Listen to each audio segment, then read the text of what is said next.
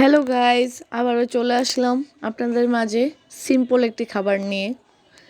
আজ আমরা নুডলস খাবো, ম্যাগি নুডলস। তাই সবজি না দিলে কি হয়? আমি ফুলকপি কেটে রেখেছিলাম, আর ফুলকপি দিয়ে আলু ডিম দিয়ে নুডলস রান্না করব, সেই ভিডিওটাই দেখবেন।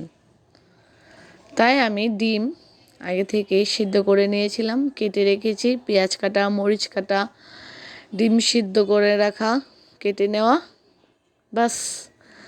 তার জন্য আমি ফুলকপি কেটে রেখেছিলাম, ভেজে নিয়েছি। ভাজার ক্ষেত্রে তেমন কিছু দেইনি, শুধু তেল দিয়ে ভেজে নিয়েছিলাম, একটু স্বাদ মতো লবণ দিয়ে, ব্যাস হয়ে গেল। আর অন্যদিকে আমি নুডলসটা সিদ্ধ করে নিয়েছি। সিদ্ধ হওয়ার পর এবার আমি ভেজে নেব পেঁয়াজের সাথে কিছু আমি স্বাদ মতো মরিচ দিয়ে দেব। আর সিদ্ধ করা আলু কেটে রেখেছিলাম, তাই আলু দিয়ে আমি পেঁয়াজ আর মরিচটা হালকা করে ভেজে নেব। সাথে দিয়ে দেব মশলা। আমরা এটা আলাদা দিয়ে থাকি, এটা হচ্ছে ধনিয়া গুঁড়া, হলুদ গুঁড়া আর গোলমরিচ। অনেক ক্ষেত্রে গোলমরিচটা সাথেই দেওয়া হয়, আবার আমি শেষের দিকে দিয়ে দিই যেন ঘ্রাণটা একটু ভালো আসে। আমি এবার সবগুলো ভেজে নেব।